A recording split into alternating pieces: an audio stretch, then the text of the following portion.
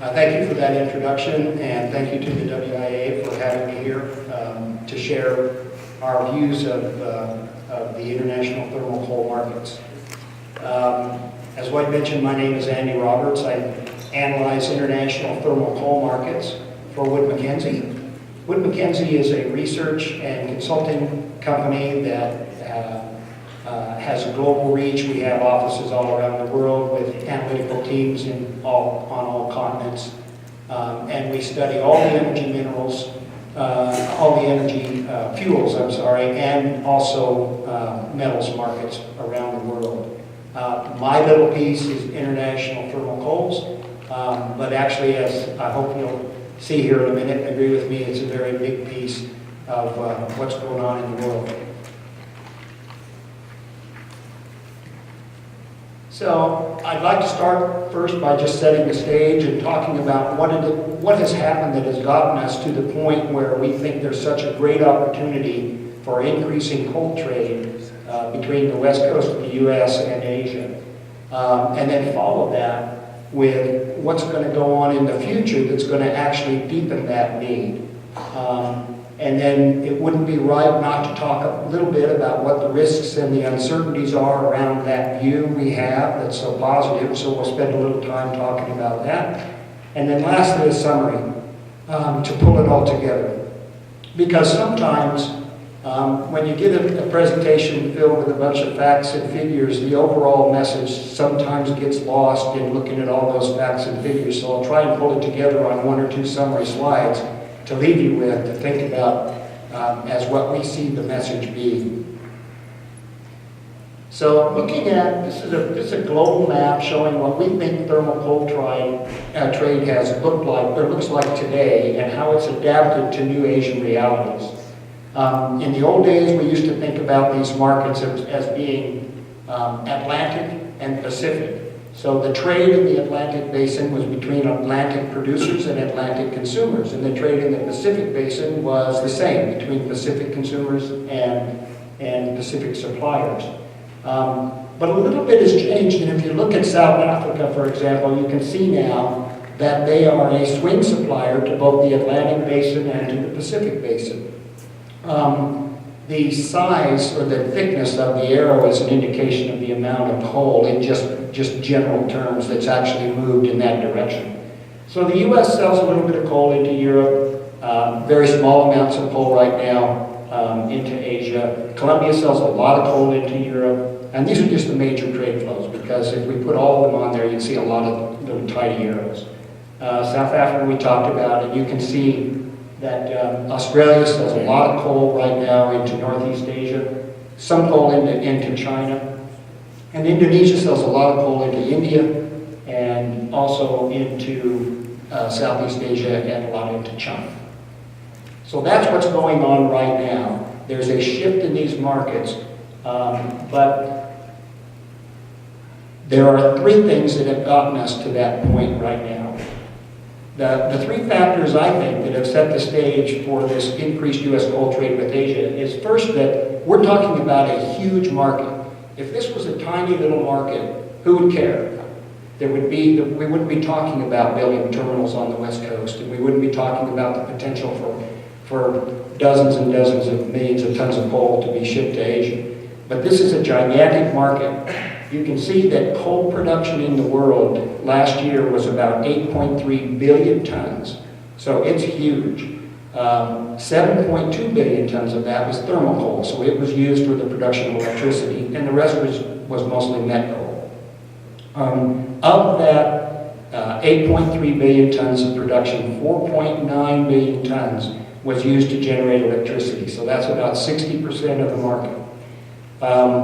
And don't forget, there's also about 2.3 billion tons that's consumed by industry. And most of that, a good portion of that, is thermal coal for use in making cement and fertilizers, and again, especially in Asia.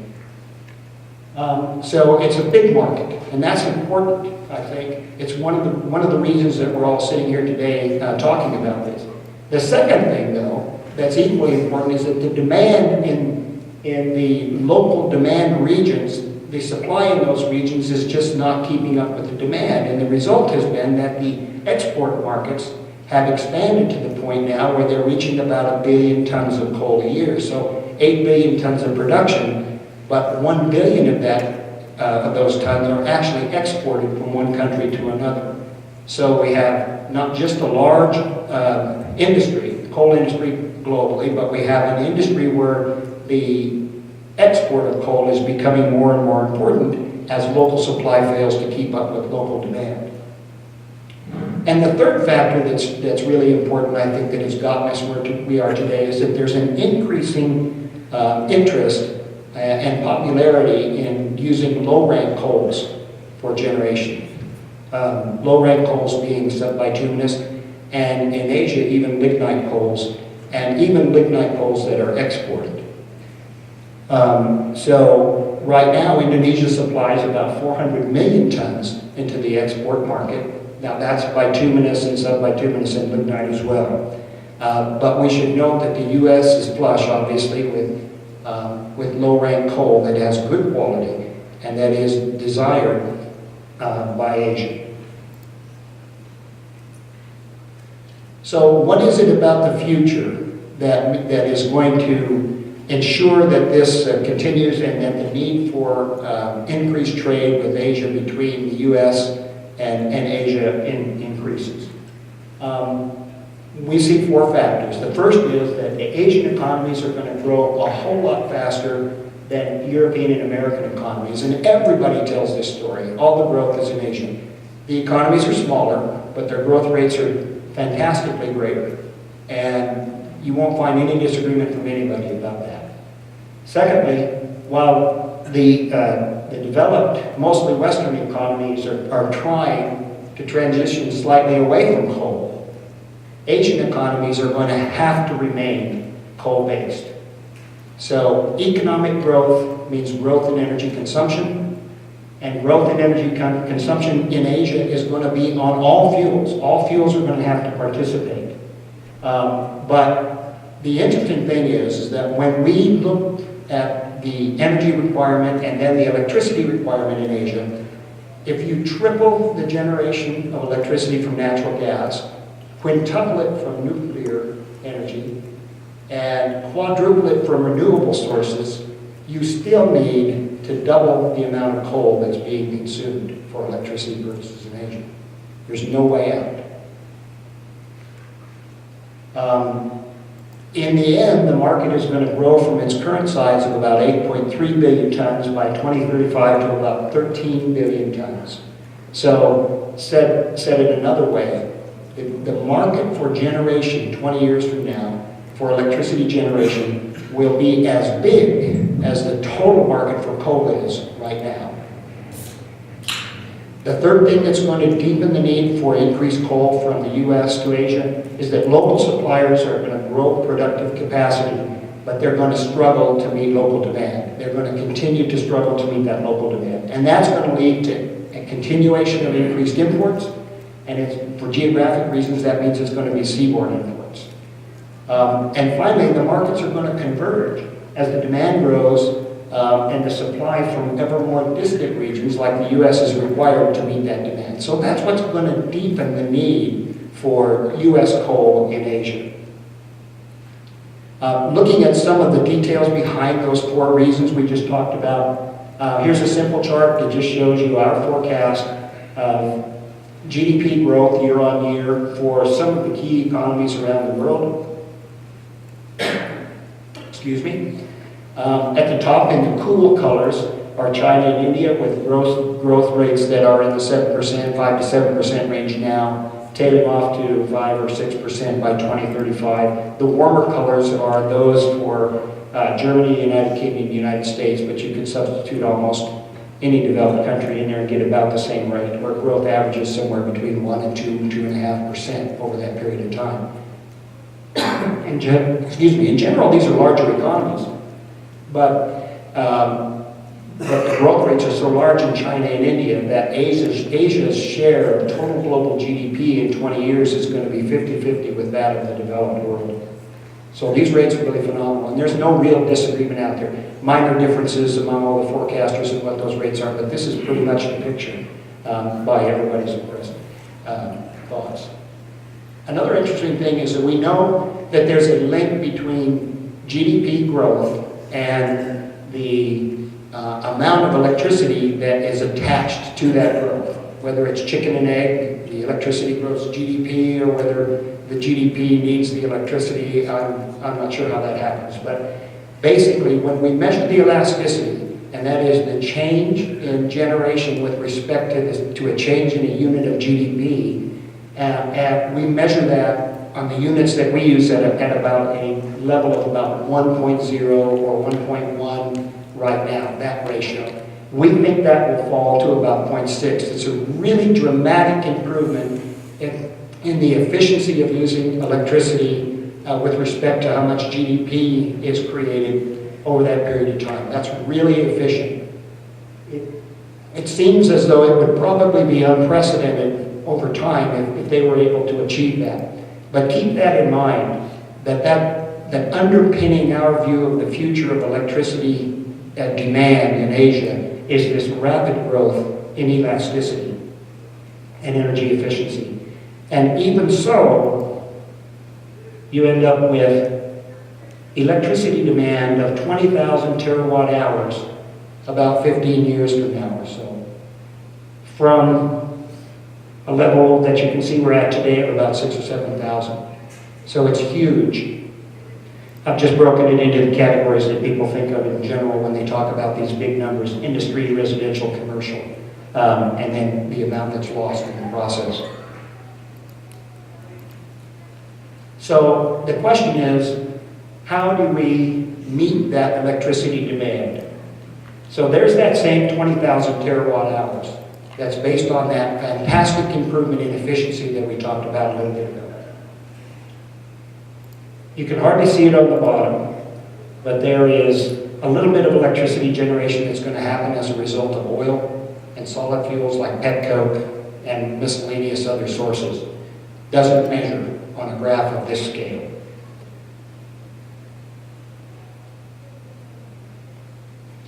If you double to approximately 2.5 times the amount of electricity produced from hydroelectric sources, you get part of the way toward meeting eventual demand. Nuclear, I mentioned before, 5 times. These are, by the way, our estimates of what we think the realistic top end of improvement is for all of these energy sources. So we've looked at this and said, look, yes, they can do more nuclear. At the most, we think it would be 5 times the generation that they've got right now. And that might even be a little bit optimistic in light of the disaster that we had a couple years ago at Fukushima. And then gas. We tripled the gas generation from gas. Still a long way from meeting full demand. It's a little hard to read that right now because the graph's not filled in, but that's the amount from renewables. So we're taking renewables from position in Asia right now, which is a very small amount. We've quadrupled the amount of generation from renewables, and now we've used up everything we've got. And we still have to get to that 20,000 terawatt hours because these are the kinds of electricity demands that are going to be generated by the desire of the individual countries themselves to meet their growth targets. Those are driven by their desire to lift their own people out of energy poverty. There's hundreds of millions of people. The governor today mentioned 1 billion people without energy in Asia. And unless the economies grow at these rates and the countryside is electrified, those people don't get lifted out of poverty. That is goal 1 there. Do they want to do that with clean air? Yes, they do. But they're not going to let anything get in the way of meeting their growth targets, and that means they're going to have to use coal to electrify. So there's no view of the future that we can see.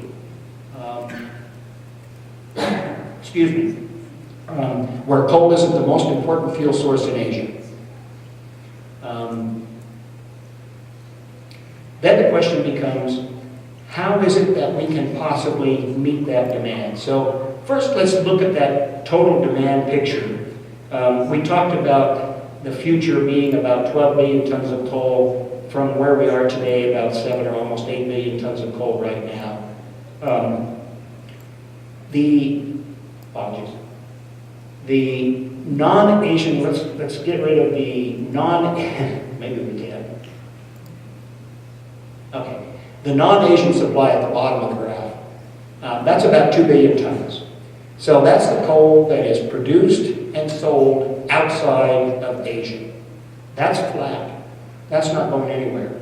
In fact, there's a decline in coal consumption in Europe. It's not shown. I mean, it's included in this 2 billion, but it's compensated somewhat by increases in the amount of coal consumption in some of the Eastern European countries, in Turkey and in South America. But for what we think of as the Americas region, which is sort of the Atlantic Basin, which is also called the non-Asian region, supply and demand are roughly fixed at about 2 billion tons. The rest of that chart is Asian, but the supply, the local supply, required to meet the local demand, so country-level supply met by country-level demand, China's supply met by, or demand met by China's supply, that is increasingly not going to be met. So as time goes on, we're going to have more and more imports in order to meet that total demand. And this then ends up being the amount of coal that's required in the future to meet that 20,000 terawatt hours of electricity, as well as the industrial needs and the metallurgical coal needs as well, too. So how do we meet that? How do we get to that? If you'll allow me one more digression here. This import need out here in the 2030 time frame or so is about 2 billion tons. And because of the geography in Asia, that 2 billion tons is mostly seaborne. That's a country that sells its coal to another country. It has to go by ocean freight because there's no other way to get it there. It can't be done by land. There's a little bit of landborne trade, but it's not very much. So where's it going to come from? How are they going to get that 2 billion tons to the market? Australia will provide a good piece of it. It'll go to over, we think, 500 million tons of exports 20 years from now, from a couple hundred million tons today.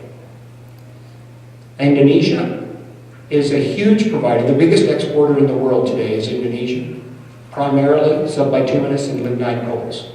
So a lot of coals that look a lot like the PRB coals. They're roughly 300 million tons or so of exports right now, going to about 600 or 650 million tons of coal. South Africa can produce a bit more coal than they do right now, about 80 million tons or so, but they're not going to grow much into the future. So those comprise the traditional suppliers of seaborne coal into the Asian markets. So that's how it's been done today, to this point, mostly with those countries. And they're going to grow in the future quite a bit, as you can see, but they won't get it done.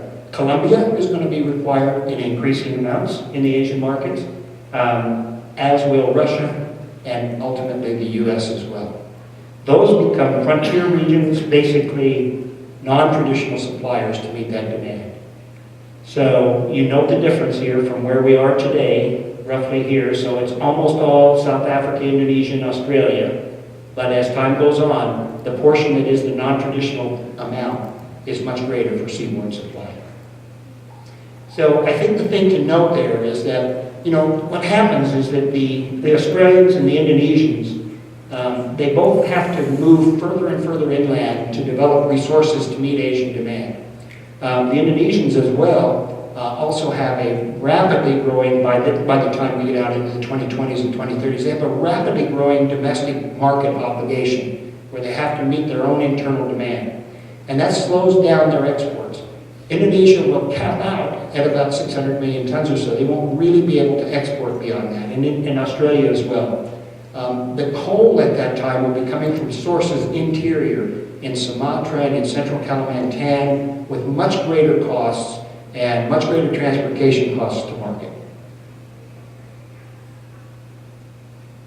So let's just look at how that supply and demand looks in a waterfall chart. So on the left side here, we start with what we say the 2013, again we're talking seaborne thermal demand here. This is the 2013 seaborne demand. This is what we think the 2035 seaborne demand is going to be.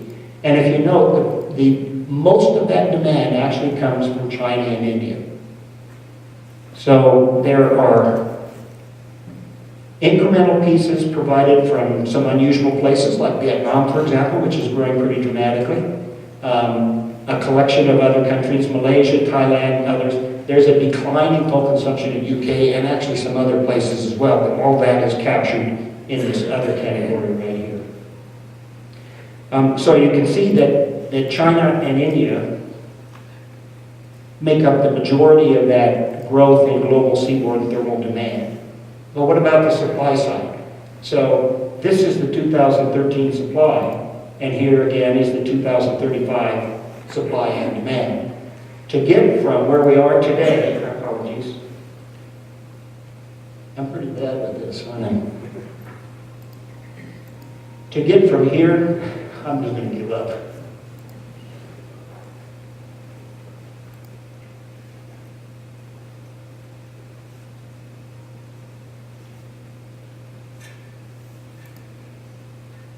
Okay.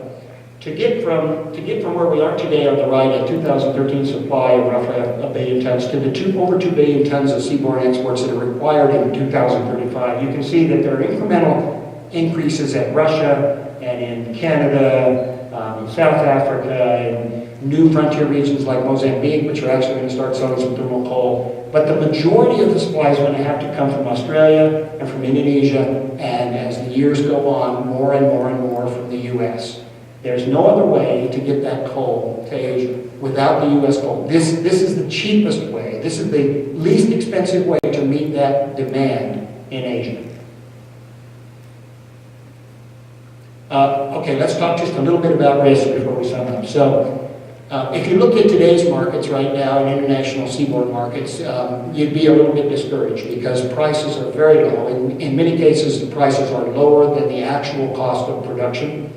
And that's a result of some persistent oversupply we have right now. Because in thermal markets internationally, there's always a little out-of-phase nature between what the supply is and what the demand is. So right now we're dealing with the exuberance of creating additional supply into a market that was in high demand a few years back, but has since cooled off.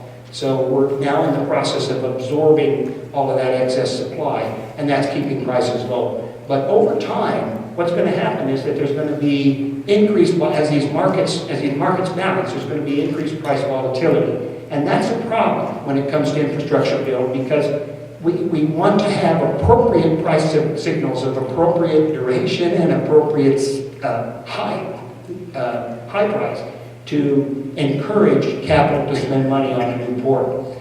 We may need throughput contracts, maybe take-or-pay contracts to help limit the risk in order to get the port built. And they may need evidence of committed sales volume of considerable duration in order to accomplish building these ports, because they're very expensive. Recessionary episodes are certainly going to happen globally, but they are going to contribute to periods of short-term oversupply, but they're only going to alter the timing of the growth story. They are not going to alter the growth story at all. Long-term, the growth is still there. Another risk. China could perform better in meeting its internal demand. So China has huge coal supply resources. If they perform better at meeting their internal demand, they'll need less coal from the seaborne markets. Our view from our China team on the ground there is that the situation there makes that unlikely, but it is still a risk. Chinese demand centers are often on the coast of China, and they're natural receptors that way of international coal being delivered there. But as their demand centers move more inland, as they electrify their countryside, build their economy, and those demand centers move inland, there'll be more pressure on international prices to be able to meet the increased cost of transporting coal to the new demand centers. If you read about these things, you'll read about people talking about the words peak coal as we used to talk about peak oil. And it's important when you hear those words, peak coal, to understand whether someone is talking to you about peak coal overall demand in Asia or peak seaborne demand in Asia. Because if what they're talking about is that by 2017 or 2020, pick some year, that the consumption of coal in Asia, China in particular, but all of Asia, is going to peak, and from that point on it's going to go down. No. That is not going to happen. There's really no way that that's going to happen. that consumption of coal is going to increase. And that's regardless of what you hear from the Chinese authorities themselves. Coal consumption will increase in China for the foreseeable future. We see no peak coal consumption. On the other hand, if they're talking about peak coal seaborne demand, there's more room for talk, because a lot of that is then subject to how well internal Chinese production or production in other countries is doing. And of course, the last risk, and we've heard a lot about it today, we're going to continue to hear about it for a long time, are the risks associated with regulation, permitting, local and environmental legal action, because that equals delay, and delay equals risk. And the last thing that capital wants is to have to deal with a long delay. And I think the environmental groups have learned that. Okay, let's look just a little bit at some of the economics here. This is a stylized margin view of what it costs to move PRB coal from, I'm picking on Tom over there, Spring Creek, to southeast China versus what it would take to move Indonesian coal. This is a little unfair. This is almost the worst case possible for the PRB because it's selling into a market that's really close to Indonesia and way further away from the PRB. But it's useful to look at this just to understand why the situation is the way it is. If you notice in the middle there, I picked a sales price it's a little higher than sales prices are today, but I did that because it's more representative of what prices ought to look like in a market where supply and demand are fairly balanced. And if you back off from that sales price then, the first item to either side of that is the mining cost. And you can see the enormous advantage that the PRB has with respect to mining costs over a typical Indonesian producer. Gigantic advantage for the PRB. But from that point on, things begin to deteriorate a little bit because the royalties and taxes, but especially the inland transportation and the ocean freights tend to greatly advantage the Indonesian markets. So there are always opportunities for the PRB to make opportunistic sales in any market in Asia. The terminals are built in small phases. They're going to get filled up. But the big long picture, where you're talking about maybe 200 million tons a year or so of exports, has to wait for the point in time when the Indonesians can no longer supply the Southeast Asian and the Indian markets any more coal than they already do. And at that point, the rising tide of increased demand globally is going to lift all of the supply loads. I just threw this one in as a quick look at an addendum. And one of this sort of a view of risk in China. A lot of people that you talk to are going to say, well, China should just switch to gas. Why doesn't China just switch to gas? It's a little more expensive maybe, but it solves all their problems, et cetera, et cetera. Well, we looked at it from an easier point of view, which is to look at just the captive coal capacity associated with industrial plants that don't sell power into the grid in China. And when we did that, just to get a picture of how that might work, we found that if you look at the utilities section inside China, there's about 1,400 gigawatts of power plant capacity in China right now, and over 800 gigawatts of that is coal. In the industrial segment, the captive power segment, there's 110 gigawatts, and almost all of that is coal. APCAP, so the central government in China produced a pollution prevention and climate action plan report in, I think it was September of last year, and they said, look, we'd like you to reduce pollution by this amount. 9 of the key provinces in China committed then, as a result of that, to switching from coal to gas. But when we look at that in detail, we find that switching from coal to gas is going to require an investment of $45 billion between 2014 and 2017. And that's 3/4 of the total power plant investment in China that occurred in 2013. It's a huge amount of capital for them to spend in doing that. Not only that, it would require in 2017 that they put in place $9 billion in subsidies just to be able to break even. So switching to gas has got a problem in making that happen. Gas is, you can see from the slide there, gas is 4 to 6 times more expensive than coal per megawatt hour.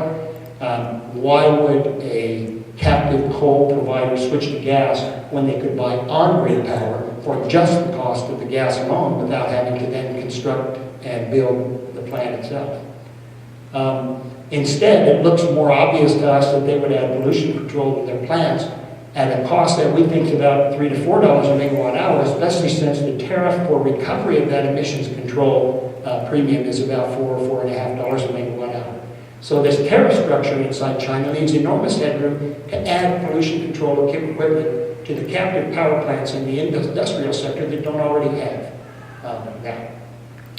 But maybe the biggest reason is that to switch to gas, if they switched all 88 gigawatts of coal to gas, would require new gas supply of 56 BCM, and they don't have it.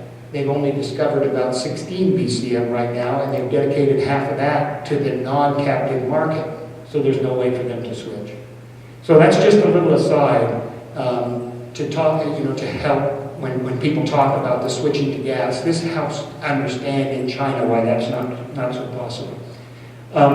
But because there were a lot of facts and figures here, I'm just going to sum this up now and try and get the message out in 1 or 2 slides.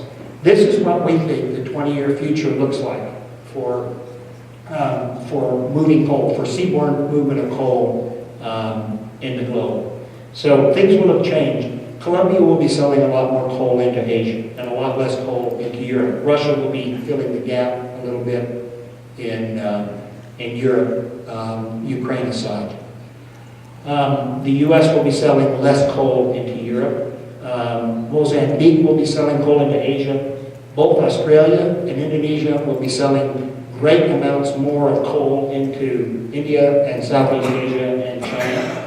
Australia will be selling about the same amount of coal into Northeast Asia. The big change is the U.S., and that's the West Coast coal that's required in China. So this is the message then. This is what it all boils down to. There are hundreds of millions of people that live in energy poverty in Asia. Hundreds of millions, maybe 1 billion people, no energy. Asian governments have primary goals of ending that poverty. And that means they need to electrify the countryside. And that is goal number 1 for them. They will electrify the countryside on the back of coal, even after they grow their non-coal generation dramatically. They still are going to need to grow coal generation hugely. But local coal suppliers are not going to be able to keep up with demand, so imports are going to grow. And most of those are going to be seaborne for the geographic regions that we all know about in Asia. Eventually, the usual suppliers of that seaborne coal, Australia and Indonesia, are going to reach either technical or policy-imposed limits, and frontier suppliers from more distant regions are going to be required to meet that demand. And that, we think, is going to translate into a real significant opportunity for facilities in the U.S. Pacific Northwest to transload up to maybe 200 million tons per year of Western U.S. coal for destinations in Asia in the more distant future, 10 to 20-year horizon. There are risks associated on permitting, market uncertainty, and most importantly on the effect of delay on capital delay on project profitability. But in the end, we can create profitable port businesses. We can create and save mining and mining-related jobs. And we can also do that at the same time that we help lift hundreds of millions of people out of energy poverty. And to me, it's an historic opportunity, and it would be a colossal shame if we passed on this one. That's it.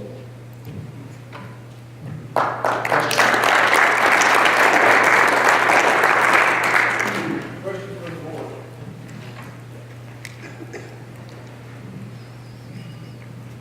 We're speechless. Thanks for the information. I don't think we have any questions on the board, but very informative and appreciate your perspective. And thanks for coming. Sure. I told you guys you'd be happy you were still here. So, any questions from the audience?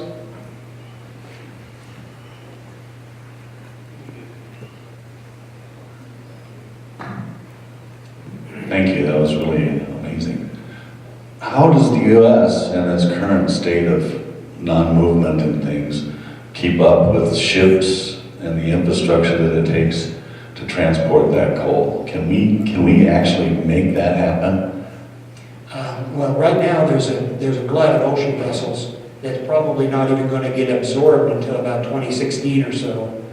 So there are too many ocean vessels in service at this time, and that's one of the things that's helping keep commercial ocean freight rates down. Over the longer haul, you're going to have to reignite the development of some of those ships, most of which are going to be built in Asia anyway. There should be no trouble in keeping up. But there will be the possibility of dislocation, just like there is with supply and demand in coal. There could be some dislocation in freight markets as they add to that capital. That was Tim Stamp with Coffee Engineering that asked that question. We've got another one here. I would ask, what was the possibility that Russia really has more reserves than are visible? Because that's an awful lot of territory to look for, and I wonder how well explored it is. Yeah, there is unexplored territory in Russia. They do have a good reserve and a large reserve base. The problem is most of it's in the Kuzbas region, which is right smack dab in the middle of Russia.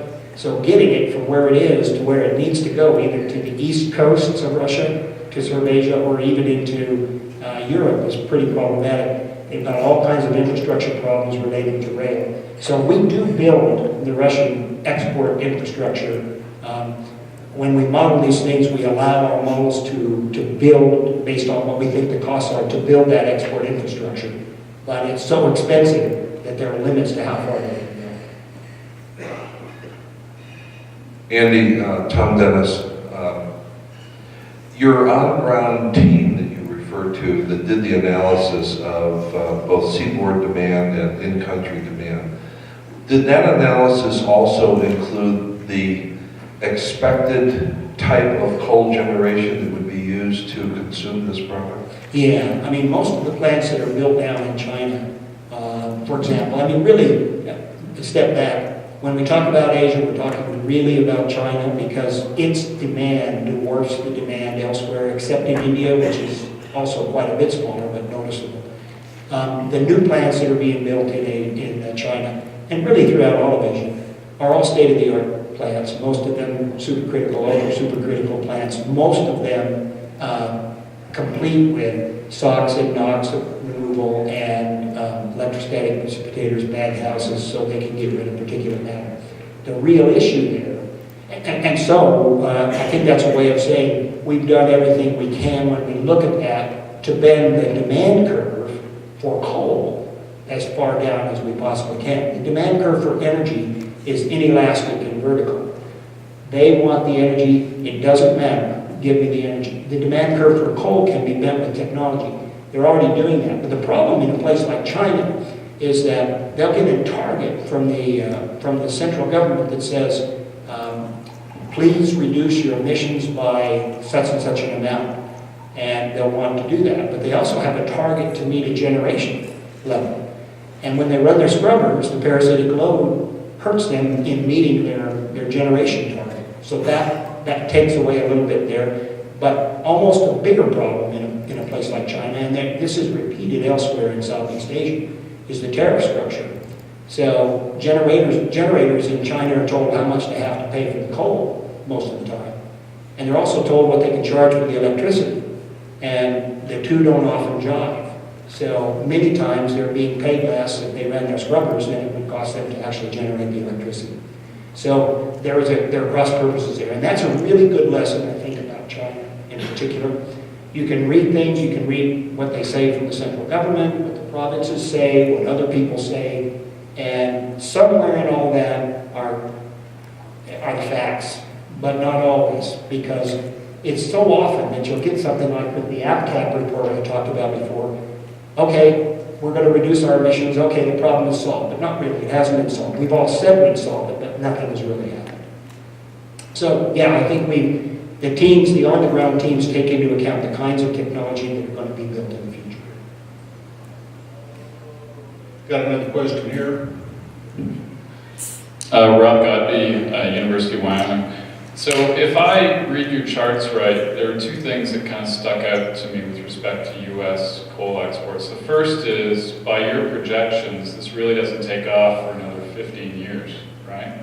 Well, 2024 to 2029 is when the US is able to fill the gap that's left after Indonesia and Australia yes, yeah, I mean, run out of steam. the so to speak. biggest increase occurs at that time. There's some modest increases to about, I think we say like 30 or 40 or 50 million tons by 2025. Right, and then the second thing is the very small margin Yeah. that's left over. So I'm just trying to put together the investment case now for investment in exports. What's going to drive that? Because what we've already heard today is the domestic coal market could be really hit by, say, for example, electricity plant shutdowns. So if you think about domestic conditions in the coal industry, which could get potentially a lot poorer, and possible boom in exports, but only 10 to 15 years down the road with a very small margin. Can you just comment on, what those seem to be pretty big risks when the time comes to do this? Yeah. There may not be any interest in coal anymore, I guess is my concern. So Yeah, I'd just like you to talk about that. Yeah, apparent disconnect. I mean, I understand what you're saying here is the export market takes off in a great way further on down the road. During the interim time, the domestic producers are dealing with the issues of declining or attempted declining demand. And I think, it's really important to think of the PRB separately than you might think of, say, Central Appalachia or some of the other regions for coal in the U.S. Because as the demand, as these coal plants retire, we might have seen somebody talking about, I think there was someone talking about this before, the remaining coal plants are actually going to run much harder. So our view is that there might be some small decline in PRB coal consumption between now and the time when the exports take off, but that it's not really that great for PRB coal. The bigger pressure will come in the 2020s sometime, if and when, as we think probably will happen, the U.S. adopts some kind of carbon tax legislation or some other form of managing carbon emissions. At that point, everyone gets hurt. But that timing does coincide with what we think the growth in the export market is. Does that help you to an answer, sort of? Okay. Other questions?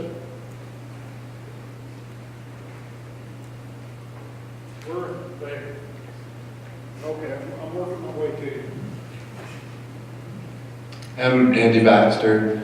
Could you talk a little bit more about the situation on the ground domestically in China as far as their coal production and what are the limitations on them? Sure, yeah. Well, they have enormous reserves, but the reserves are some of the historic reserves are sort of in the central part of the country, but the major demand centers are in the southeast. They also have huge reserves in the western part of China, but they have no infrastructure to move, mostly no infrastructure to move the coal from where it is to the demand centers.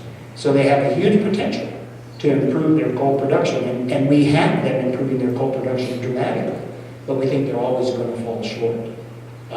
Some of the problems associated with, there are additional problems associated with producing coal in China, especially in the west. There's no water, it's arid as can be, so they have issues with respect to that. But they are studying all kinds of ways to manage that issue. They're looking at constructing high voltage DC lines to move the coal by wire. And they're building railroads quickly, but they're just sort of infrastructure limited and capital limited at the same time. So they take what capital they have, they parse it out among all their industries, and somebody gets a railroad line built and another couple 100 million tons of coal a year gets moved, but not the levels of increase they require to keep up with the total demand. I do think it's a risk, though. I think it's China. And in China can do what China wants to do, or what they set their minds to do. If they decide to use that resource, I think we have to pay attention and see if they can commit that kind of capital to improving the infrastructure and developing the mines to make that happen. I guess it's not infeasible. But to go from, say, 3.5 billion tons of total production right now to the over 6 billion tons that they're going to have 20 years from now, that requires a huge improvement in the domestic situation inside China, but also the imports as well. It's important to note 200 million tons of exports from the PRB is huge to the PRB, right? It's a little less than half of total current production in the PRB. In 2030, that's nothing to China. It's a blip. It's 200 million tons of 6 billion tons of consumption. So, it's important to them because it's incremental coal, and they need it because they can't get it from anyplace else without a big bump in cost. But it has a greater importance for us here. Anyway, that's why it's important to mention. So we have a question with the mic in your hand there.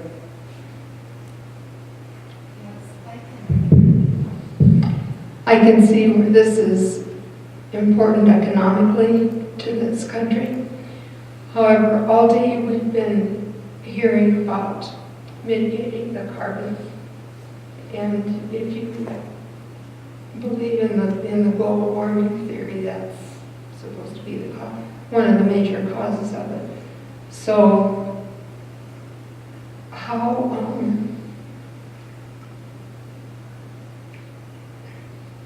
is there a way to ensure if we sell this coal to China that they are going to take care of their plants and they are going to mitigate this? Because as you said, they do what they want to do. Yeah. And it just seems like we're compounding that problem. Yeah, I mean, I understand the argument, and I hear it all the time. And I try and answer it this way. The demand in China for energy, not coal, just energy, is totally inelastic. They will get their energy at whatever cost, reasonable cost, that we see out there.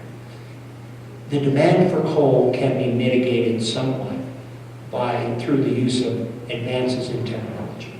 So one way to reduce emissions, of course, is to lower the consumption.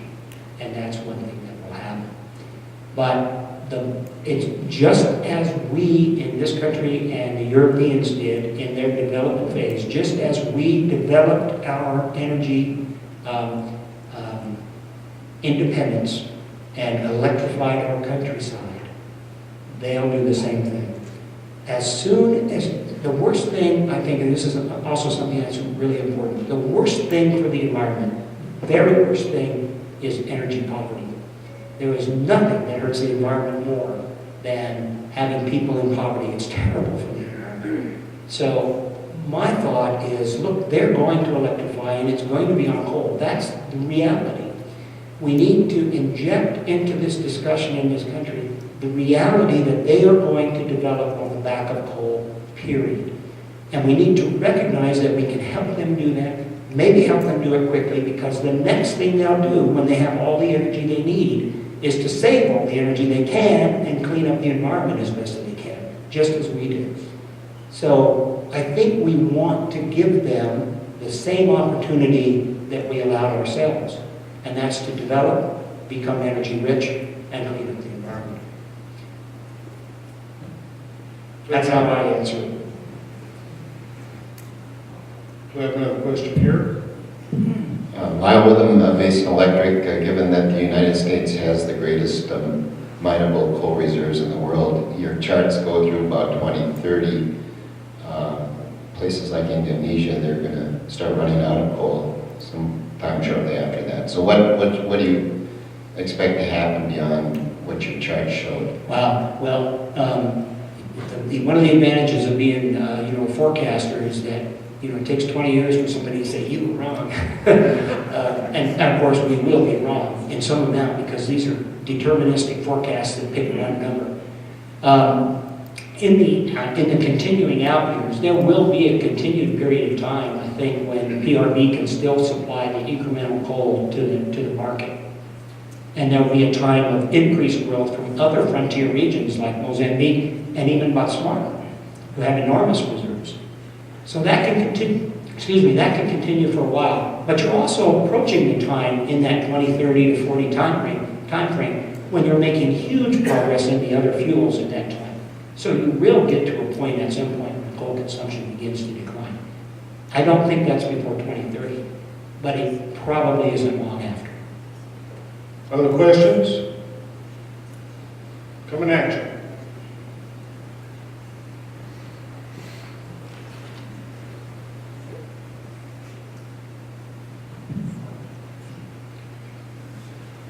Harry Mason with Granite. I guess the only thing I didn't see talked about was the cost of labor and how it's going to be impacted in the next 30 years. Specifically, Mexico, India, and China. At some point, we're going to be in labor equilibrium. I think that's the best way of saying it, Professor.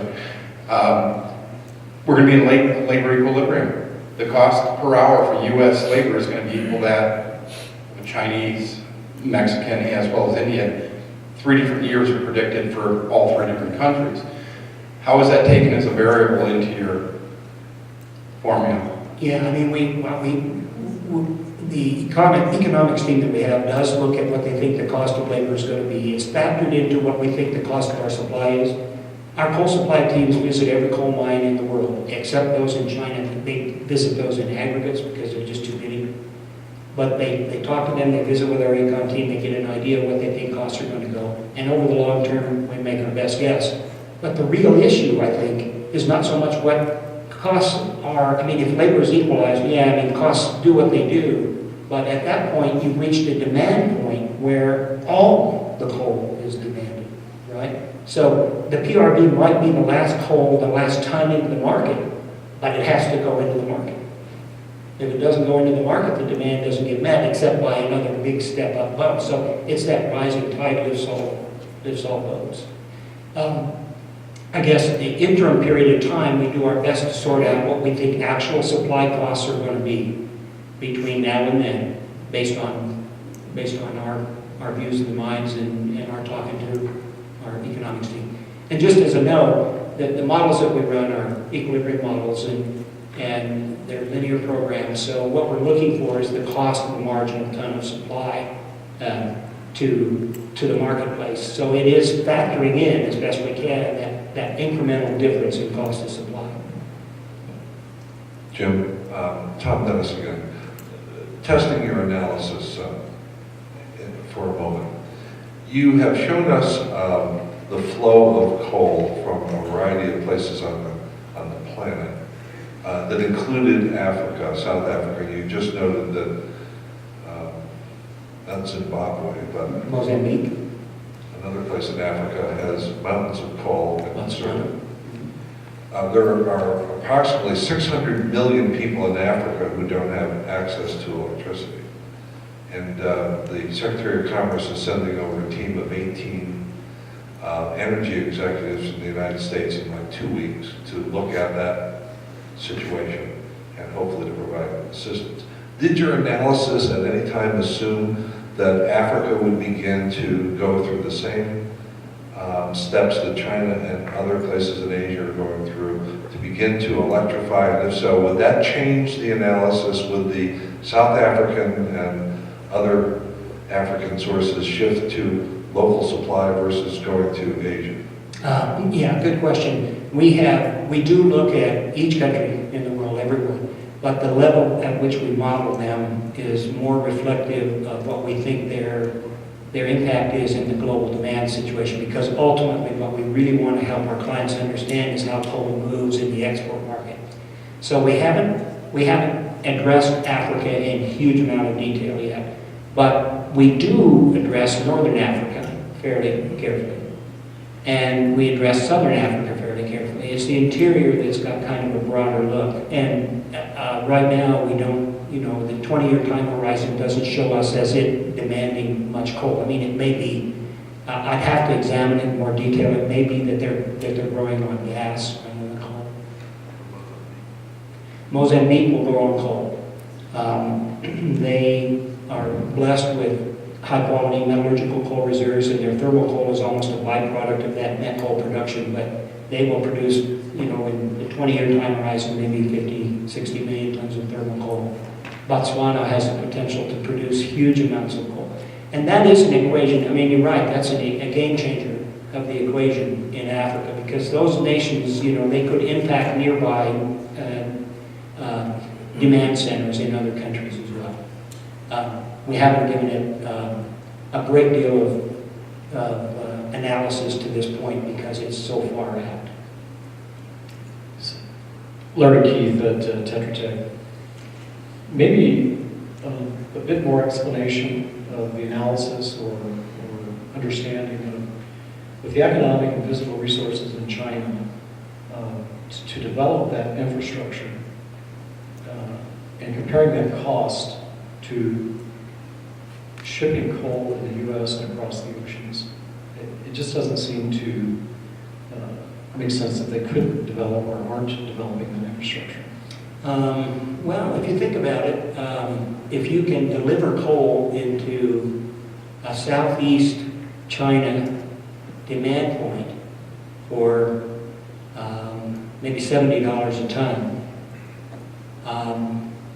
and then comparing that cost against the cost of actually building the enormous infrastructure required to move coal around, to build coal mines and move the coal to the demand center, seems, in my view anyway, seems to favor, and in our modeling favors the movement of the coal, the exterior coal.